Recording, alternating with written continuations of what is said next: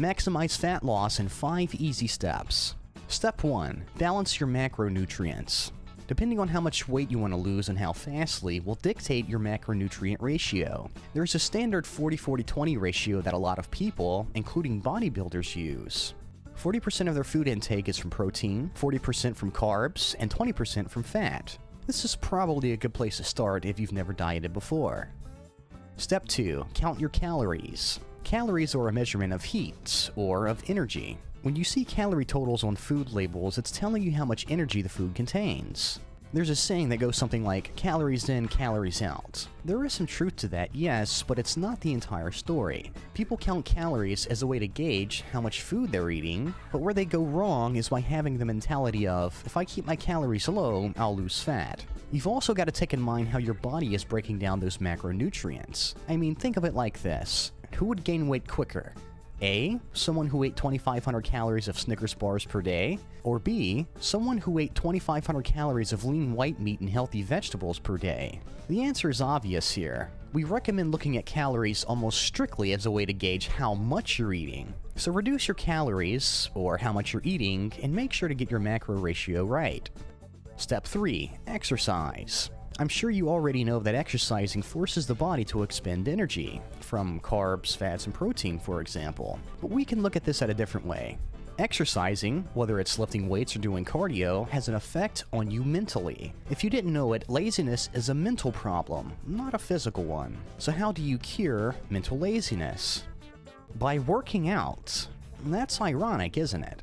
Exercising has proven to be a stress cure, a cure for depression, and a cure for anxiety. All 3 of those things are mental, are they not? Now, stress, depression, and anxiety can all turn physical even though they're mental. So, I hope you see where I'm going with this. Step 4. Clean out your pantry and refrigerator. This one is self-explanatory. Immediately get rid of everything in your home that is pure starch, pure sugar, all processed foods, prepackaged TV dinners, and so on. Instead, opt for fresh fruits, vegetables, lean meats, diet drinks, and water. Finally, step 5. Expose yourself to success.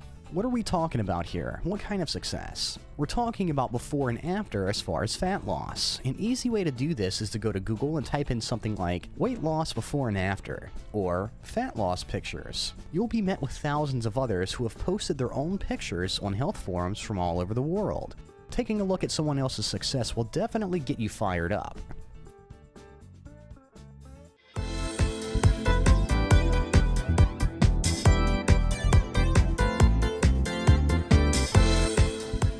Fad diets, such as the Atkins diet and the Paleo diet, cut down on carbohydrate intake for a reason. So let's see why.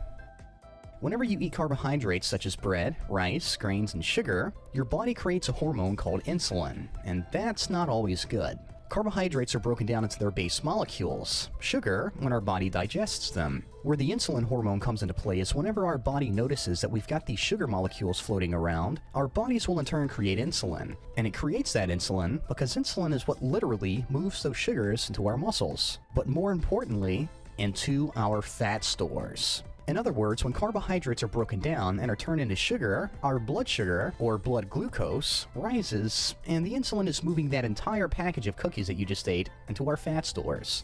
Not so good. After many studies conducted by doctors and colleges, as well as polls and surveys taken all over the USA, we can safely say that the carbohydrate macronutrient is the worst culprit in leading to our obesity.